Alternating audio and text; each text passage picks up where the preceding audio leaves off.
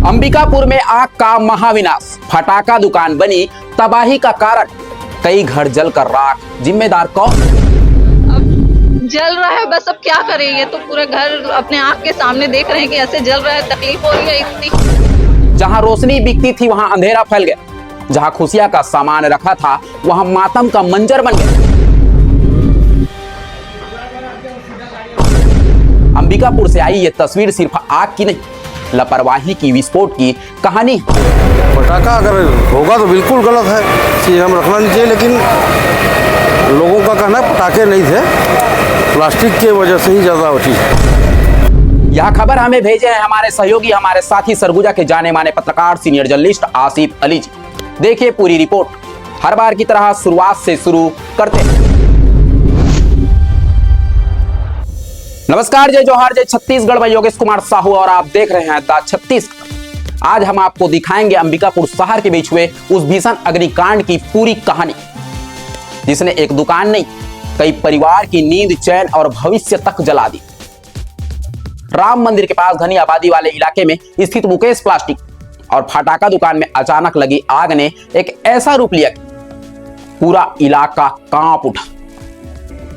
तेज धमाके, आसमान छूती लपेटे, भागते लोग, रोते बच्चे और बेबस प्रशासन।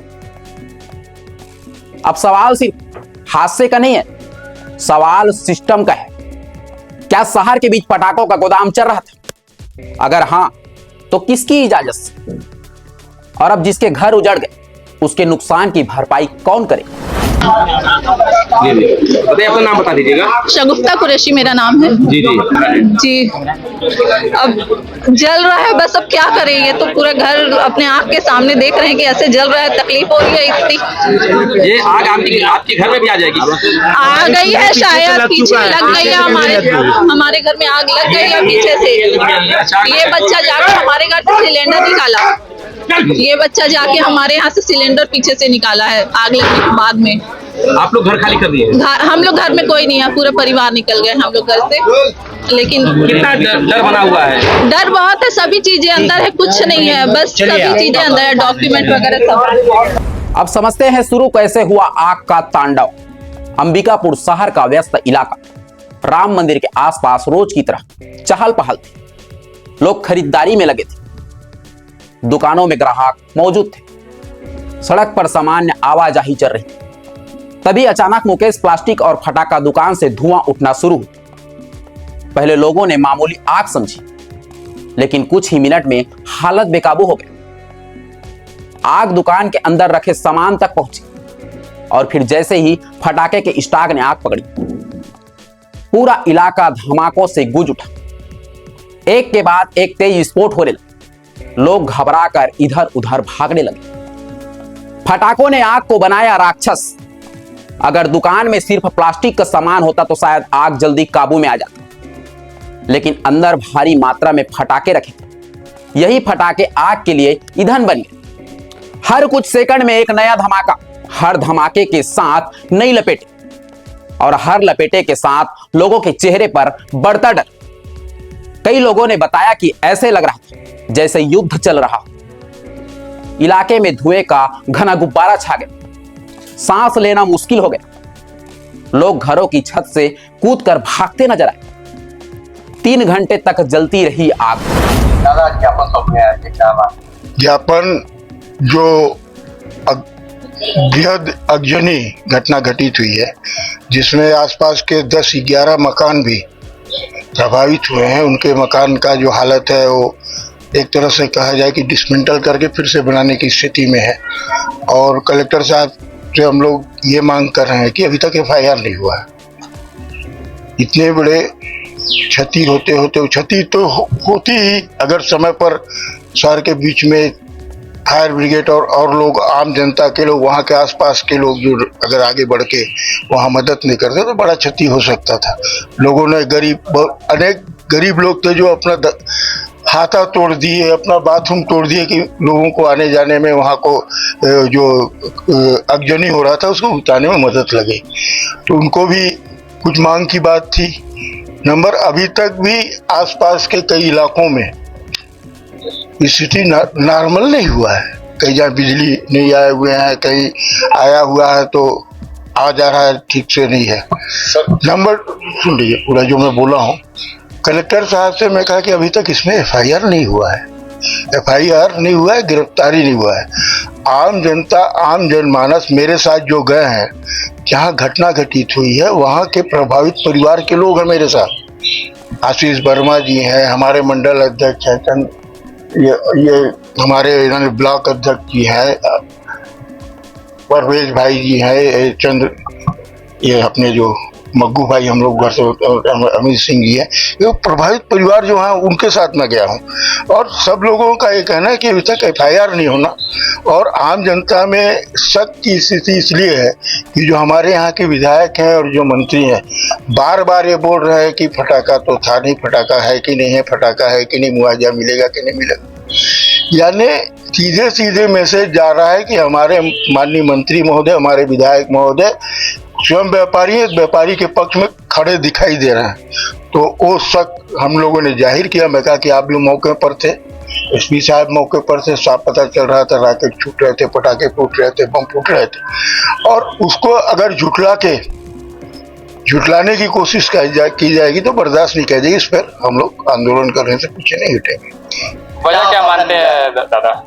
वजह नेग्लिजेंसी है। ऊपर जो अड़ोस पड़ोस को लोगों ने बनाया, सबसे ऊपर वाले छत पर उन्होंने वेल्डिंग का काम चालू रखा था। वेल्डिंग के कारण वो लिफ्ट लगाना चाह रहे थे, वेल्डिंग मशीन में आग लगी, उसको पानी से बुझाना था। जब उसके सिलेंडर में आग लगा तो वेल्डिंग चलाने वाला जो व्यक्ति था वहां से पिछवाड़े से तरक के भाग गया, और जो मुकेश अग्रवाल जी थे एक बोरी में पैसा वैसा अपना कीमती सामान वगैरह लेके भागे।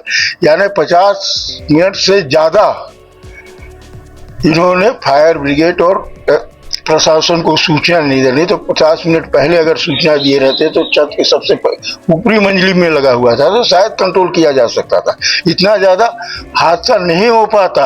उन्होंने नेग्लिजेंसी किया है कि अपना सामान समेट के और निकलने का प्रयास किया है। फिर बाद में लोगों ने खबर किया है, आशीष वर्मा जी इनके बगल वाले इन्होंने खबर किया। तो सीधे सीधे वो इस तरह के घटना को प्रशासन को, संविधान को, कानून को अपने पॉकेट में रख कर सब चलना चाहते थे कि मेरा कुछ नहीं बिगाड़ सकता। तो ऐसा नहीं होने देंगे, चाहे उनके साथ मंत्री खड़ा रहे, चाहे विधायक खड़ा रहे, हम लोग इसके खिलाफ कड़ा से कड़ा आंदोलन करेंगे। घटना की सूचना मिलते ही दमकल विभाग को बुलाया, फायर ब्रिगेड की गाड़ियां मौके पर पहुंची, जवानों ने आग बुझाने की कोशिश की, लेकिन अंदर से हो रहे लगातार धमाकों ने राहत कार्य बेहद कठिन बना दिया। दमकल कर्मियों को बार बार पीछे हटना पड़ा। करीब 3 घंटे तक आग पर पूरी तरह काबू नहीं पाया जा सका। इस दौरान दुकान की पूरी बिल्डिंग जलकर राख हो गई, लोहे के शटर तक मुड़ गए, दीवारें काले पड़ गई, और जो कभी कारोबार का केंद्र था वहां मलबे में दब गए। कई घरों तक पहुंची तबाही। आग सिर्फ दुकान तक सीमित नहीं रही, लपेटे और गर्मी की वजह से आसपास के मकान भी प्रभावित हुए। कई घरों की खिड़कियां टूट गई, दीवारें झुलस गई, फर्नीचर खराब हो गए, इलेक्ट्रॉनिक सामान जल गया। कुछ परिवार तो घर के अंदर रखा जरूरी सामान भी नहीं निकाल पाए। सर, शहर में आज आगजनी की घटना, किस तरह की घटना, कितना नुकसान हुआ? यहाँ पर एक गोडाउन में आग की शुरुआत हुई है और आग इसमें अभी लगभग 1 घंटे से आग लगी हुई है। 4 फायर ब्रिगेड की गाड़ियाँ आग को लगातार बुझाने की कोशिश कर रही हैं। हमने अगल बगल के घरों को खाली करवा लिया है और बाकी जो बिल्डिंग्स हैं उनको भी हमने आइसोलेट करवा लिया है। केवल एक बिल्डिंग और उसके जो अलग अलग हिस्से हैं उसमें आग लगी हुई है। हमें उम्मीद करते हैं कि अगले 2 घंटे में हम आग पर काबू पा लेंगे। सर, आसपास में कुछ लोग हॉस्पिटल ICU में भी भर्ती हुए हैं, कुछ जानकारी निकल के आ रही है? अभी तक जान माल की क्षति की कोई जानकारी नहीं है और ऐसी कोई भी घटना नहीं आई है। उस जगह पर जहाँ पे आग लगी है, चूँकि वहाँ पे थोड़ा सा घुटन रहता है, इसीलिए लोगों को समझाइश दिया जा रहा है कि वो वहाँ पर नहीं जाए। सर, वजह क्या है सर, वजह क्या आग लगने की? अभी तक जो एग्जैक्ट वजह है वो जांच में सामने आएगी। मुझे यहाँ पर जो पता चला है कि ये एक गोडाउन था और गोडाउन से आग की शुरुआत हुई है। सर पटाखा रखा हुआ है, वो अवैध प्लास्टिक भी रखी गई थी जिस पर प्रतिबंध लगा हुआ है। रिहायशी इलाके में इस तरह की बड़ी लापरवाही प्रशासन क्यों चुप्पी साधता जब घटना होती है? अभी हमारी प्राथमिकता सबसे पहले आग बुझाने की है। अगर यहाँ पे कोई गोडाउन ऐसा संचालित हो रहा था तो निश्चित ही उस पर कार्रवाई की जाएगी। लोगों ने बच्चे को गोदाम से उठाया, बुजुर्गों को सहारा देकर बाहर निकाला और जान बचाने के लिए गलियों में भागते नजर आए। प्रशासन मौके पर, मगर सवाल भारी। घटना की गंभीरता को देखते हुए कलेक्टर, एसपी और अन्य वरिष्ठ अधिकारी मौके पर पहुंचे। अच्छा, आप लोग नगर निगम वाले हैं जी। तो यहाँ पे आप लोग अंदर नहीं जा रहे हैं, बता रहे हैं बिल्डिंग एकदम झरझर हो चुका है। जी जी। तो कैसे कीजिएगा? सफाई कर दिया हूँ। हाँ। जितना बनने लायक था वो उसमें अब फायर का रास्ता बना दिया हूँ, गाड़ी टैंकर जाएगा। हाँ। अब वो जो बाचा है आगे उसको बुझाएंगे। तो बिल्डिंग तो लगभग झरझर हो चुकी है ना? जी जी। तो धरी धरी में जाकर पाइप से मारेंगे ना, अब अंदर थोड़े अभी घुसे नहीं पाएंगे। अच्छा। एसडीआरएफ की टीम को बुलाया गया, इलाके को खाली कराया गया, पुलिस बल तैनात किया गया, सुरक्षा घेरा बनाया गया। लेकिन जब आग शांत हुई तो सवाल उठने लगे। अगर यहां इतना संवेदनशील स्टॉक था तो घनी आबादी में कैसे रखा गया? क्या फायर एनओसी थी? क्या व्यापार लाइसेंस वैध था? क्या नियमित जांच होती थी? क्या प्रशासन को जानकारी नहीं थी या जानकारी के बावजूद आंखें मूंद ली गई थी? कानून क्या कहता है? फटाके के भंडारण और बिक्री के लिए स्पष्ट नियम बनाए गए। विस्फोटक पदार्थ अधिनियम, अग्निशामक मानक और स्थानीय प्रशासनिक नियमों के तहत फटाकों के स्टॉक, स्थान, सुरक्षा और दूरी लाइसेंस तय होते हैं। आबादी वाली क्षेत्र में बड़े पैमाने पर स्टॉक रखना गंभीर खतरा माना जाता है। अगर नियमों का उल्लंघन हुआ है तो यह सिर्फ लापरवाही नहीं, अपराध भी हो सकता है। पीड़ितों की सबसे बड़ी मांग, अब जिन परिवारों का नुकसान हुआ है उनकी सबसे बड़ी मांग यह है, न्याय और मुआवजा। लोग पूछ रहे हैं, हमारा जला सामान कौन लौटाएगा? घर की मरम्मत कौन कराएगा? बच्चों की किताबें, कपड़े, जरूरी दस्तावेज कौन देगा? क्या दोषियों पर एफआईआर होगी? कई परिवार आर्थिक रूप से कमजोर हैं, उनके लिए यहां नुकसान बहुत बड़ा है। तो वही स्थानीय महिला ने बताया, हम खाना बना रहे, अचानक धमाके होने लगे, बच्चे को लेकर भागे, कुछ नहीं बचा पाए। स्थानीय युवक ने बताया, अगर पहले जांच होती तो इतना बड़ा हादसा नहीं होता। तो वही अधिकारियों ने कहा, जांच टीम बनाई गई है, नुकसान का आकलन किया जा रहा है। मंत्री के बयान से भड़की नई बहस। इस आग ने सिर्फ घर नहीं जलाए, अब सियासत भी सुलगा दी है। घटना के बाद जब मंत्री राजेश अग्रवाल से सवाल किया गया तो उन्होंने साफ तौर पर कह दिया, यह फटाके नहीं थे, लेकिन हकीकत क्या है? घंटों तक गूंजते रहे धमाके, आसमान में उड़ती चिंगारियां और दहशत में भागते पूरा शहर। यह सब किस चीज का सबूत है? अब सवाल सीधा है, क्या मंत्री को जमीनी हकीकत से दूर रखा जा रहा है या फिर सच्चाई पर पर्दा डालने की कोशिश हो रही? स्थानीय लोग में इस बयान को लेकर नाराजगी है। लोग कह रहे हैं, जब पूरा शहर गवाह है तो सच से इनकार क्यों? अब यह बयान आग से ज्यादा तेज फैल रहा और सिस्टम की जवाबदेही पर बड़ा सवाल खड़े कर रहा है। घटना किस तरह की हो गई, किस तरह से नियंत्रण पाया जा रहा है इस पर? घटना तो काफ़ी बड़ी है। जैसे ही सूचना मिली, एसपी को, कलेक्टर को, निगम को, सभी को सूचित किया और पर्याप्त व्यवस्था हुई है। जहाँ से भी फायर ब्रिगेड हो सकता था, एयरपोर्ट से, सूरजपुर से, रानी से, लोकल से, सब जगह से आके और पूरा पुलिस प्रशासन, निगम, सभी फायर ब्रिगेड के सभी लगे हुए हैं और काफ़ी हद तक काबू पाया गया है। एक राहत की बात है कि किसी प्रकार की जनहानि अभी तक नहीं हुई है। कितने घंटे हो चुके हैं और क्या लग रहा है कितने? 12 बजे के आसपास लगी थी, अभी तो 5 बज गया है और कहा नहीं जा सकता। कोई जनहानि तो नहीं हुई? कोई जनहानि नहीं हुई है। देखने से लग रहा है कि 70% काबू पाया जा चुका है, लेकिन चूँकि प्लास्टिक दुकान में आग है तो बूझ के भी बहक रही है, तो इसलिए समय लग सकता है। बाकी कंट्रोल में हो जाएगा।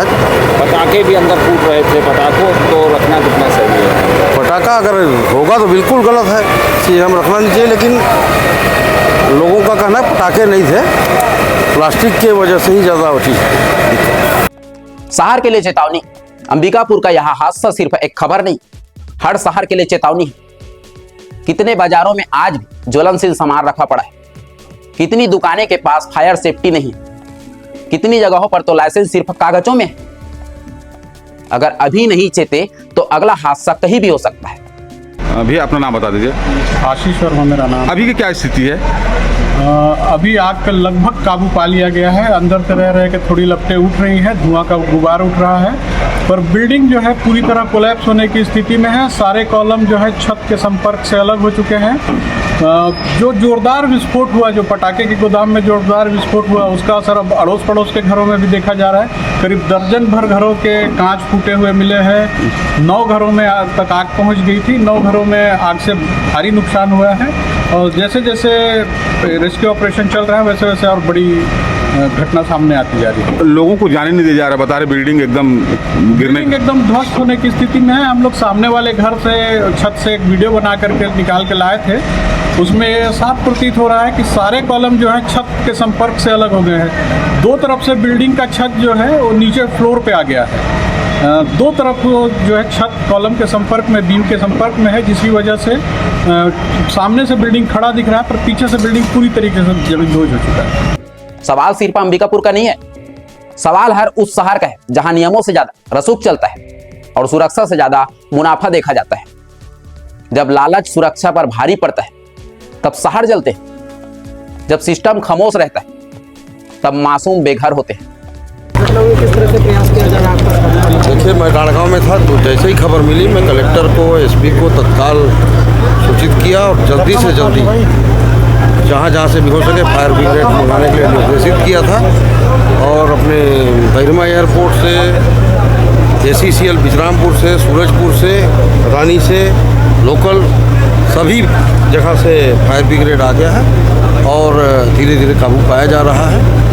उम्मीद है कि 1-2 घंटे में। आबादी वाले क्षेत्र में पटाखा दुकान संचालित हो रहा है, ये बड़ा घातक है। इसका नतीजा बिल्कुल, जितनी भी शहर की गलियां हैं जिसमें फायर ब्रिगेड नहीं जा सकती, मैं सभी नागरिकों से भी आग्रह करूंगा कि चौड़ीकरण करने दें। चौड़ीकरण होना चाहिए, फायर ब्रिगेड अंदर होना चाहिए और गोदाम तो रिहायशी इलाके में होना ही नहीं चाहिए। पटाखा दुकान किसी भी टाइप के, इस टाइप के गोदाम जहाँ पर गाड़ियों की आवाजाही नहीं हो सके वहाँ बड़े गोदाम नहीं होने चाहिए। कितने तक का नुकसान का आकलन अभी लगाया ये मेरे को नहीं पता। वजह कुछ पता कि ये सब नहीं पता है। मैं तो तत्काल सूचना मिलते के साथ डाड़गांव के अपने कार्यक्रम को छोड़ के यहाँ आया। इलाके के जो लोग हैं वो काफ़ी आक्रोशित थे, बार बार शिकायत किए थे कि आप पटाखे नहीं रखे, लेकिन आज ये घटना हुई इसके बाद आप आक्रोशित हो गए। बिल्कुल आक्रोश जायज़ है। ऐसी जगहों में अगर पटाखा है तो नहीं रखना चाहिए था और आगे हम लोग प्रशासन को एकदम कड़ा निर्देश देंगे कि इस टाइप की जगहों में कोई भी इस टाइप का ज्वलनशील पदार्थ। जरूरत सिर्फ जांच की नहीं है, ऐसी व्यवस्था की है जहां हादसे होने से पहले रोके जाए। आप देखते रहिए द छत्तीसगढ़। मैं हूं योगेश कुमार साहू। नमस्कार।